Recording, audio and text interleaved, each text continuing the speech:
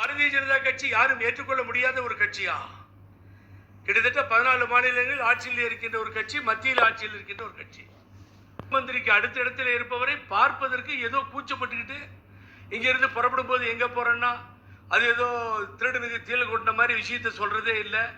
அங்க போய் இறங்கின பின்னாடி காணொலியில திறந்த ஆபீஸை பார்க்க வந்தேன்னு புதுசா ஒரு கதை சொல்றது. அதுக்கு பின்னாடி நிருபர்கள் கேட்கறாங்க, என்னங்க நடக்குது, பார்க்க வந்திருக்கீங்களா அமித்ஷாஜியை? ஆமான்னு சொல்லுங்க. பிஜேபியோட கூட்டணின்னு சொல்லுங்க. 10 மாசம் ஏடிஎம்கே கூட்டணியில் இருந்தது, 5 வருஷம் திமுக கூட்டணி இருந்தது. ஆக அப்படிப்பட்ட ஒரு கட்சி பார்க்க வந்தேன்னு சொல்ல வேண்டியதானே? எவ்வளவு ஐயப்பாடுகள் எழுகிறது. நீங்க போன விஷயம் என்ன? அப்புறம் வெளியில வந்த பின்னாடி முதல் தடவையா நீங்க ஆரம்பத்தில் டிபேட்ல எல்லாரும் சிரிச்சிட்டு இருந்தீங்க, அவரு சிரிச்சாரு, சிரிப்புலியா இருந்தது. இதை விட பெரிய சிரிப்புலி எங்க எழுந்துச்சுன்னா, இன்னைக்கு காலையில டெல்லி நிருபர்கள் சந்திச்சப்போ அவங்கள்ட்ட கேள்வி கேட்டா அதை மழுப்பிட்டு பயந்துகிட்டு ஓடுறாரு குடுகுடுன்னு. நம்ம இவர் தான் ஸ்டார்ட் பண்ணார், நம்ம சன் டிவியினுடைய ரிப்போர்ட்டராக நான் பார்த்தேன். எடப்பாடி பழனிசாமி அந்த ரெய்டோட இன்ஃப்ளக்ஸ் எல்லாத்தையும் அமித்ஷா கலெக்ட் பண்ணி வச்சிருக்காரு. கலெக்ட் பண்ணி வச்சு அதுல இருக்கக்கூடிய ஒரு தகவலை சதாசிவத்துக்கிட்ட சொல்லி அனுப்புறாரு. உடனே அலறி அடிச்சுக்கிட்டு ஒரு அப்பாயின்மெண்ட் டேட் ஃபிக்ஸ் பண்ணி எடப்பாடி போய் அமித்ஷாவை சந்திச்சார். அப்போ இவங்களை எல்லாரையும் கூட கூட்டிட்டு போறாரு. கூட கூட்டிட்டு போய் சந்திக்கிறார். இப்போ ரைடா சந்தி ரெய்டு ஒண்ணு மட்டும் இல்லை. அதுக்கப்புறம் 25 நிமிஷம் தான் இவங்க எல்லாரும் ஒன்னா உட்காந்து பேசுனாங்க. அதுக்கப்புறம் தனியா தான் பேசுறாரு எடப்பாடி பழனிசாமி. லாங்குவேஜ் ரெண்டு பேருக்கும் இடையில பயங்கர கம்யூனிகேஷன் டிஃபரன்ஸ் இருக்கு. எடப்பாடியால இங்கிலீஷை புரிஞ்சிக்க ஓரளவுக்கு முடியும், ஆனா அமித்ஷாவால இங்கிலீஷ்ல தான் பேச முடியும், வேற தமிழ் அவரால் பேச முடியாது. அதையும் மீறி 1 மணி நேரத்துக்கு மேல ரெய்டு, எடப்பாடி பழனிசாமிக்கு ரெய்டு. 650 கோடி ரூபாய் பிடிச்சிருக்காங்க ராமலிங்கம் கிட்ட.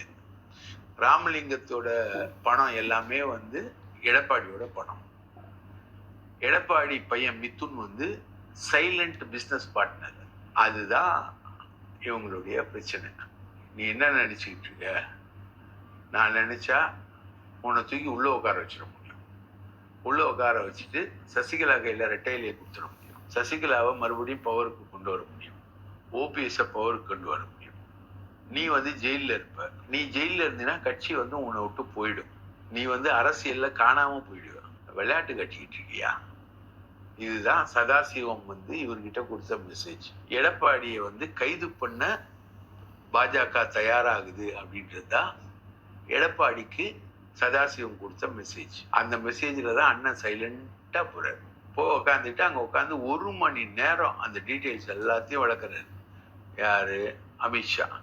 ஏற்கனவே நெடுஞ்சாலைத்துறை வழக்குக்கு சிபிஐ போனதுக்கு சுப்ரீம் கோர்ட்ல ஒரு வழக்கு போட்டிருக்காரு.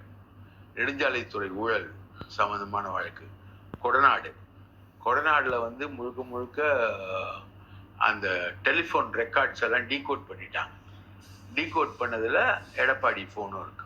அதை இன்னைக்கு வரைக்கும் ட்ராய் கோர்ட்ல சப்மிட் பண்ணாம இருக்கு. மத்திய அரசு நிறுவனம் சப்மிட் பண்ணா என்ன ஆகும்? நீ எங்க போவ? உனக்கு ஜெயில் கன்ஃபார்ம். ஒண்ணு கூட்டணிக்கு வா, இல்லைன்னா ஜெயில் கன்ஃபார்ம். இதுதான் அமித்ஷா மிரட்டல். கூட்டணிக்கு வர ஜனவரி மாசம் இவங்க எல்லாரும் ஒன்னா கூட போறாங்க.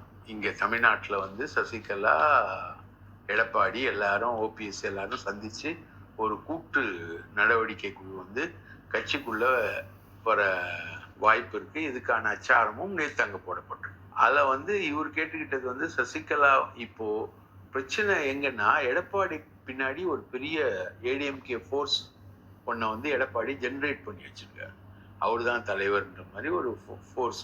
உண்மையான அதிமுக, பாஜகவை எதிர்த்த அதிமுக, லேடியா மோடியான்னு கேட்ட அதிமுக, அந்த மாதிரி ஒரு அதிமுகவை இவர் வச்சிருக்காரு. ஆனா இவருக்கு பின்னாடி இருக்கக்கூடிய தென் மாவட்டங்கள்ல அதிமுகவுல இருக்கக்கூடிய எல்லாத்தையுமே பிஜேபி கேதர் பண்ணி வச்சிருக்கு. அதுதான் 18% வாக்குகள் பிஜேபி வாங்கின வாக்குகள். அண்ணாமலை தலைமையில தேசிய ஜனநாயக கூட்டணி தென் மாவட்டங்கள்ல வாங்கின வாக்குகள். தென் மாவட்டம், கோவை இதெல்லாம் சேர்த்து ஒரு தென் மாவட்டம்னா உங்களுக்கு தேனி வரும், ராமநாதபுரம் வரும், எல்லாமே வரும். இதெல்லாம் வாங்கின வாக்குகள். இவங்க அந்த விஜயகாந்த் பையன் போட்டிட்ட தொகுதியை தவிர வேற எங்கேயுமே இவங்க நல்ல பெர்ஃபார்மன்ஸே இவங்க கொடுக்கவே இல்லை. ரைட்டுங்களா? மற்ற இடங்கள்லாம் இவங்க வந்து ஓரளவுக்கு நல்ல பெர்ஃபார்மன்ஸ் கொடுத்துருக்காங்க, இன்க்ளூடிங் தர்மபுரி, வேலூர், ஏசி சண்முகம், இதெல்லாம் ஒரு 18% வாக்குகள் இதெல்லாம் வச்சிருக்காங்க இவங்க. ஆனா அதிமுக தான் அதை விட பெருசா எல்லா தொகுதியும் சேர்த்து ஒரு 20% வாக்குகளை அதிமுக வச்சிருக்கு. இப்போ நீங்க இதை பத்திலாம் பேசினாங்களான்னு கேள்வி கேட்டீங்களே. நேற்று அமித்ஷாவோட ட்வீட் பாருங்க. எடப்பாடி சந்திப்பு முடிஞ்ச உடனே எடப்பாடி 10,000 வழக்கம் சொல்றாரு. அதுல முக்கியம்னு காவேரி கோதாவரி இணைப்பு திட்டமா, நடந்தாய் வாழி காவேரி, முல்லை பெரியாறு, இதெல்லாம் அவரு பேசுறாரு. மேகதாது நிதி கொடுக்கறது, நிதி வராதது, 100 நாள் திட்டத்துக்கு வேலை திட்டத்துக்கு நிதி கொடுக்காதது, இதெல்லாமே எடப்பாடி வந்து ஏர்போர்ட்ல பிரஸ் மீட்ல பேசுறாரு. நீ கூட்டணி பத்தி கேட்ட உடனே எரிச்சல் அடைகிறார். இன்னும் எலெக்ஷன் வர்றதுக்கு 1 இயர் இருக்கு அப்படின்றது அவருடைய இது. போன வாட்டி பாத்தீங்களா தேர்தல் நெருக்கத்துல தான் கூட்டணி பேசணும். இப்போ தேர்தல் நெருக்கத்துல இவர் பேசினது வந்து மெகா கூட்டணி, மிக பலமான ஒரு கூட்டணியை வந்து அதிமுக அமைக்கும், அந்த மாதிரி ஒரு கூட்டணி, இந்த விஷயங்கள்லாம் பேசினாங்க அப்படின்ற மாதிரி. ஆனா அமித்ஷா வந்து அவரோட ட்வீட்ல அடுத்து தேசிய ஜனநாயக கூட்டணி அரசு அமையும், தமிழகத்தில் டாஸ்மாக் ஊழல் மற்றும் ஊழல்களை எல்லாவற்றையும் முறியடிப்போம், தேசிய ஜனநாயக கூட்டணி அமையும். இப்ப கூட்டணி போன தடவை 20 சீட் கொடுத்தாங்க, இந்த முறை எவ்வளவு சீட் கொடுப்பாங்க? இப்போ எங்க ரவீந்திரன் துரைசாமி சொல்றாங்க இல்லையா, 100 சீட்டு பாஜக அப்படி கேட்குறாங்க. அந்த அளவுக்குலாம் இருக்காதுன்னு நினைக்கிறேன். ஆனா பாஜக மிக கணிசமான ஒரு சீட்டை வந்து வாங்கிட்டு ஒரு பெரிய கட்சியா 5 எம்எல்ஏக்களோட இருக்காது, அதை விட அதிகமான ஒரு பெரிய கட்சியா வரணும் அப்படின்னு நினைக்கும். சப்போஸ் இவங்க ஜெயிச்சு ஆட்சிக்கு வந்துட்டா அப்பதான் யார் சீஃப் மினிஸ்டர் வருவாங்க? ஷிண்டேவா ஃபட்னவிஸா? மகாராஷ்டிரா ஃபார்முலா வரும். அப்போ யார் வருவாங்க? நிர்மலா சீதாராமன் ஒருவேளை டக்குன்னு முதலமைச்சரா தமிழகத்துக்கு வரலாம். அந்த மாதிரி ஒரு ஃபார்முலா கூட பிஜேபி வச்சிருக்கும். ஆக மொத்தம் வந்து இவங்களால அதிமுகவால இனி தப்பிக்க முடியாது, போவார். இதுதான் வந்து அமித்ஷா மிரட்டிய மிரட்டல். அந்த பின்னணியில தான் முகம் கருகி போய் தான் நீங்க பார்த்துருப்பீங்க. வெளில வரும்போது முகம் வந்து தெளிவா இருக்காது, முகம் கருகி போய் தான் வராங்க. கேட்டீங்களா? அண்ணன் வேலுமணி இருக்காரு, உள்ளாட்சித்துறை ஊழல், விஜயபாஸ்கர் இருக்காரு, அண்ணன் கொரோனா ஊழல், அண்ணன் ராஜேந்திர பாலாஜி இருக்காரு, ஆவின் ஊழல், எப்பயோ கண்டக்டர் டிரைவர் லைசன்ஸுக்கு நியமனத்துக்கு லஞ்சம் வாங்கினார்னு இன்னைக்கு வரைக்கும் செந்தில் பாலாஜியை ஓட விட்டுட்டு இருக்காங்க. இதெல்லாம் கரண்ட் ஊழல் டாக்குமெண்டோட மாட்டிருக்கு. ராமலிங்கம் சரி, சேலம் இளங்கோவன் இன்னொரு இவரோட காசு போடணும், சேலம் இளங்கோவன் அதெல்லாம் பிடிச்சிட்டாங்க. அவங்க அண்ணாமலையே பிடிச்சி வச்சிருக்காங்க. அண்ணாமலை எவ்வளவு சொத்து சேர்த்திருக்காரு, அண்ணாமலை மச்சான் எவ்வளவு சொத்து சேர்த்திருக்காரு, இதுல எவ்வளவு புழங்கிட்டு இருக்கு அப்படின்னு அண்ணாமலையே பிடிச்சி வச்சிருக்காங்க. அதனால அவங்க வந்து ரொம்ப அதிமுக பிஜேபி கூட்டணி இல்லைன்னு எடப்பாடி பழனிசாமி சொன்னாரு. 2 வருஷம் முந்தி சொல்லியாச்சு. அண்ணாமலையும் அதுக்கு தயாரா இல்லை.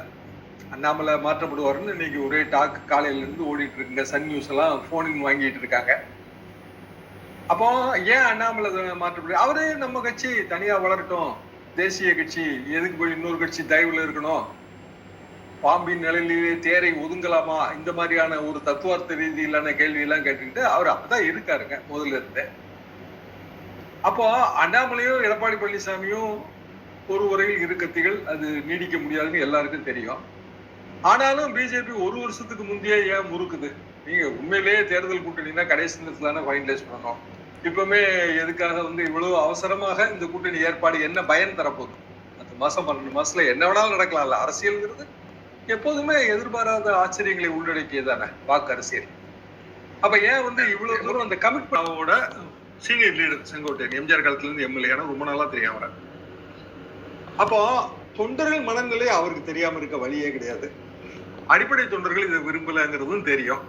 என்னங்க நம்ம எவ்வளவு பெரிய கட்சி, திமுகவுக்கே சவால் விட்டுருக்கோம், எத்தனை வருஷம் ஆட்சியில் இருந்திருக்கோம், நம்மளை வந்து இந்த அளவுக்கு மிரட்டுறாங்க. இப்ப திமுக பேர்ல வழக்கெல்லாம் இல்லையா என்ன? எத்தனை இடி ரைடு இன்னைக்கு கூட டாஸ்மாக் வழக்கு ஹைகோர்ட்ல வந்து நீதிபதிகள் கேள்விகளை கண்ணாபின்னு கேட்கறாங்க. 12 மணி வரைக்கும், ராத்திரி 12 மணி வரைக்கும் நீங்க ரெய்டு நடத்துனீங்கன்னு தமிழ்நாடு அரசு இடியை குற்றம் சாட்டுது.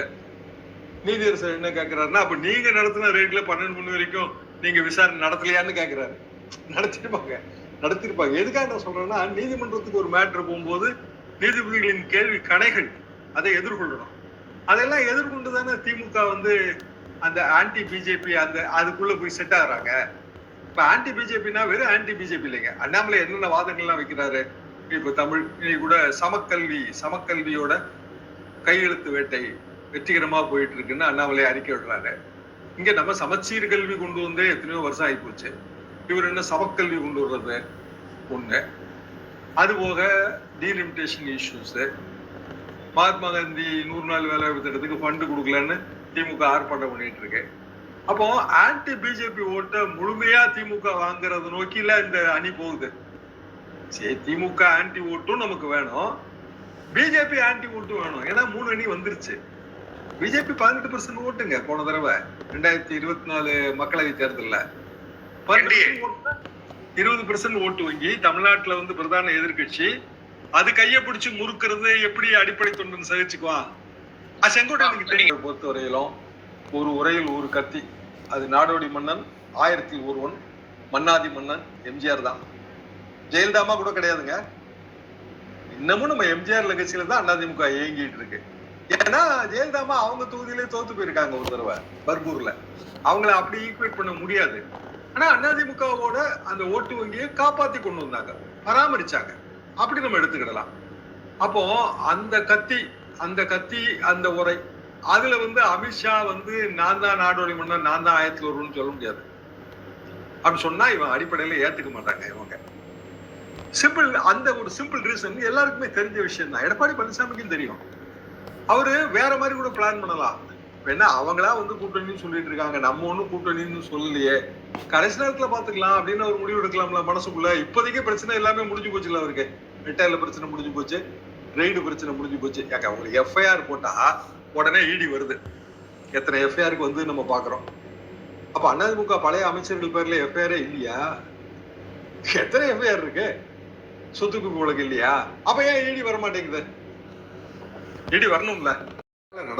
நடக்குது எங்க ஊர்லயே நான் அதை பாக்குறேன். என்ன காரணம்னா அதிகாரி வந்து பயப்படுறான். சரிங்க, ஏதாவது அண்ணாமலைகிட்ட போய் சொல்லி வைப்பாங்க, அந்த ஆளு ஒரு அறிக்கையை கொடுத்தா என்ன பண்றது, நமக்கு என்ன வந்திருக்கு, சாதாரண ஒரு காரியம் கேட்கறான், செஞ்சு கொடுத்துட்டு போமே. அதான் ஆளுங்கட்சிக்கு எந்த அளவுக்கு காரியம் செய்யப்படுகிறதோ அதே மாதிரி அண்ணாமலைக்கும் காரியம் செய்யப்படுகிறது. அது பிஜேபிக்கான லாபம் இல்ல, அண்ணாமலைக்கான லாபம். அப்போ அண்ணாமலை இல்லை அப்படின்னா இந்த என்டையர் குரூப்புமே இல்லை. ஏன்னா அவன் சித்தாந்த அடிப்படையிலேயே வரல. பிஜேபியோட சித்தாந்தங்களோ பழைய வரலாறோ இல்ல RSS மோடிஜி போய் மரியாதையெல்லாம் செலுத்தின ஹெக்டே ஒரு வரலாறோ அவங்களுக்கு தெரியுமா? எப்படி தெரியும்? அப்போ அவங்க எல்லாருமே ஒரு அட்ராக்ஷன்ல பிஜேபி பாலிடிக்ஸ், அதாவது அண்ணாமலை பாலிடிக்ஸ் வந்தவங்க தான். தாமரைக்கு எத்தனை இதழ்னு கேட்டு பாருங்க, கரெக்டா சொல்லிடுவாங்களா? அப்போ இயல்பாக அது தப்புன்னு நான் சொல்லுங்க. எம்ஜிஆரை பார்த்து வந்து திராவிட அரசியலுக்குள்ள வந்தவங்க தான் நாங்க. ஆனா அப்புறம் கொஞ்சம் கொஞ்சமா கத்துக்கிட்டோம். எத்தனை வருஷம் கத்துக்கிட்டோம் அப்படின்னா 1957 58ல இருந்து கத்துக்கிட்டு வரோம். கிட்டத்தட்ட எம்ஜிஆர் கட்சி ஆரம்பிக்கும்போது 72, ஒரு 15-16 வருஷம் அந்த சித்தாந்தத்தில் ஊறி பல நூல்களை எல்லாம் படிச்சு பல பேட்டிகள்ல கலந்துக்கிட்டு அப்புறம் தான் இன்னைக்கு இருக்கிற இந்த நாலேஜ். அப்போ திடீர்னு வெறுமனே எம்ஜிஆரையோ SSRையோ பார்த்து திராவிட அரசுக்குள்ள வந்தவங்களுக்கு மேக்சிமம் என்ன தெரிஞ்சிருக்க முடியுமோ அந்த காலகட்டத்துல 1960 காலகட்டத்துல அந்த அளவுக்கு தான் அண்ணாமலையை பார்த்து வந்தவங்களுக்கு பிஜேபி பத்தி தெரியும். சரிதானா நான் சொல்றேன்? ஏன்னா பிஜேபி RSS ரெண்டுக்குமே வேற மாதிரியான சித்தாந்தங்கள். அப்போ இவங்க அண்ணாமலை இல்லைன்னா இது ஒரு பெரிய குரூப்பா இருக்கு. ஊர்கள்ல எல்லாம் நிறைய குரூப் இருக்குங்க. அதுல சின்ன சின்ன ஊர்கள்ல கொடியேற்றி வச்சிருக்காங்க. சின்ன சின்ன ஊர்கள்ல வந்து ஒரு 30 வயசுக்கு கீழானவங்க எல்லாம் பிஜேபிக்குள்ள இருக்காங்க. பிஜேபி வளர்ந்துட்டதாக நிறைய பேர் சொல்லும் போதெல்லாம் நான் அண்ணாமலை வளர்ந்துட்டாருன்னு தான் நான் நினைச்சிட்டு இருந்தேன். அப்ப அண்ணாமலை பதவியிலிருந்து அகற்றப்படுகிறார் அப்படின்னா பிஜேபிக்கு நஷ்டம் தான். அண்ணாமலை இருந்தா எடப்பாடிக்கு நஷ்டம். இப்படி எந்த வகையில போனாலும் இது நஷ்ட கணக்குல வந்து முடியும். அதனாலதான் எனக்கு இந்த கூட்டணியோட அந்த பொருந்துகிற தன்மை அதை பற்றிய சந்தேகம் எனக்கு இருக்கு. இல்லைன்னா இந்த பதவி இல்லை, அதை தாண்டி அவங்களுக்கு என்ன இருக்கு? அப்துல் கலாம் அவர்கள் நிகழ்ச்சி, கண்ணீர் நிகழ்ச்சி, இதே பிரதமர் மோடி அவர்கள் வந்தார்கள், இதே மதுரை விமான நிலையம், அதே VIP ரூம், அதுல போய் பார்த்தது OPS தான். அன்னையில இருந்து இன்னை வரைக்கும் அவர் எழுந்திருக்கவே இல்லை. அரசியல்ல வந்து இன்னமும் அவர் பாவம் போராடிட்டு தான் இருக்காரு. அப்ப அதே மாதிரியான ஒரு நிலைமையில எடப்பாடி பழனிசாமி போய் பிரதமர் மோடி அவர்களை மதுரை ஏர்போர்ட்ல சந்திக்கிறது என்பது அதனால என்ன பயன் வரும்? ஒண்ணும் கிடையாது. ஒரு பரபரப்பா செய்தியா இருக்கும், அதை தாண்டி வேற எதுவும் கிடையாது. இல்ல மோடி அவர்கள் எல்லாரையும் வந்து மோத விட்டு அதுவும் ஒரு அரசியல் தான், மோத விட்டுட்டே இருக்கிறது தானே. அப்ப செங்கோட்டையனையும் வர சொல்லி, ஓபிஎஸ்சியும் வர சொல்லி, எடப்பாடியும் வர சொல்லி இப்படியான ஒரு பெரிய கலவையை கிரியேட் பண்ணிட்டாருன்னா அது அடுத்த கட்ட பிரச்சனை. இப்போ திமுக எதிர்ப்பு இல்லைன்னா வந்து இந்த அரசின் ஊழல்களை தோல்வித்து காட்டுதல் இப்படியான ஒரு விஷயத்துக்குள்ள போற காலகட்டத்துல எது பேசு பொருளா இருக்குன்னா அதிமுக கூட்டணி, பழைய கூட்டணியால் ஏற்பட்ட தோல்விகள் எப்படி வந்து பொருந்தா கூட்டணி ஆகுது, அண்ணாமலை நீடிப்பாரா நீடிக்க மாட்டாரா, எல்லாமே ராங் நரேட்டிவ்ல போகுது. அண்ணாமலை நீடிப்பாரா நீடிக்க மாட்டாரா, அதிமுக பிளவு விடுமா, போட்டி அதிமுக உருவாகுமா, செங்கோட்டையன் அதுக்கு தலைமை தாங்குவாரா, செங்கோட்டையன் வரலாறு என்ன, இப்படி எல்லாம் பேசிட்டு இருக்காங்க. இது வந்து உண்மையிலேயே நல்லது இல்ல. ஒரு கட்சி என்பது அது ஒரு குறிப்பிட்ட பலத்துல இயங்குவது. அந்த கட்சியின் பலம் பற்றி யாருக்கு சந்தேகம் வரக்கூடாதுன்னா கட்சி தொண்டர்களுக்கு சந்தேகம் வரக்கூடாது. அதிமுக பலவீனமா இருக்கு, பலப்படல, பிஜேபி வந்து உடைக்க பாக்குது, பிஜேபி வளைக்க பாக்குதுங்கிறதெல்லாம் அதிமுக தொண்டர்களுக்கு வேப்பங்காய் செய்தி. அப்போ தெரிந்தோ தெரியாமலோ முழுமையா அதிமுக பலவீனப்படுத்தப்படுது.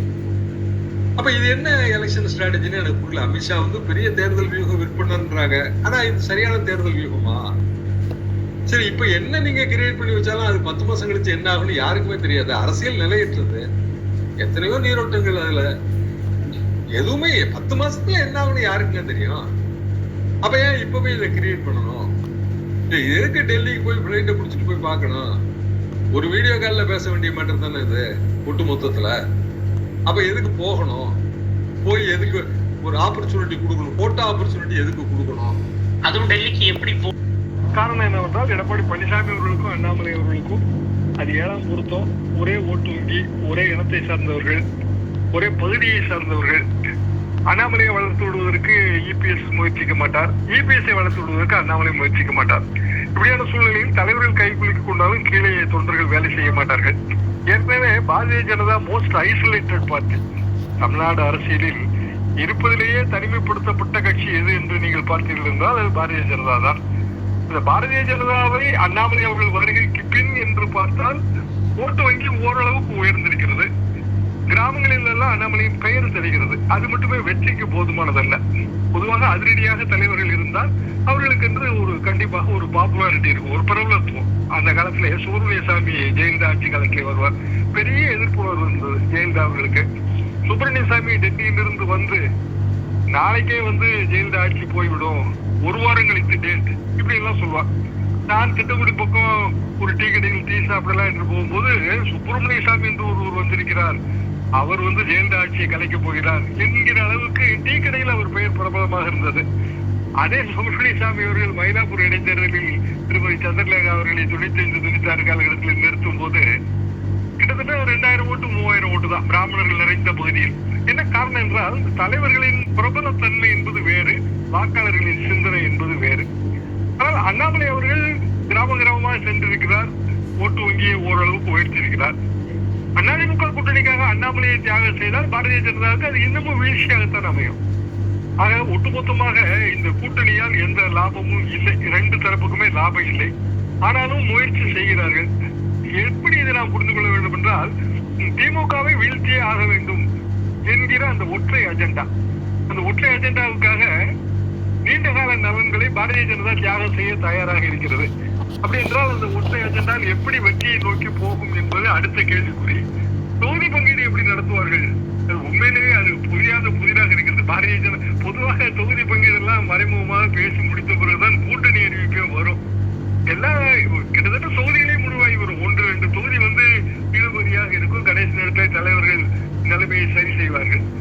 எதுவுமே இல்லாமல் தேர்தலுக்கு கிட்டத்தட்ட 1 வருடத்திற்கு முன்பாக கூட்டணி என்று அறிவித்து விட்டால் அந்த கூட்டணி ஒரு பொருந்தா கூட்டணியாகத்தான் அமையும்.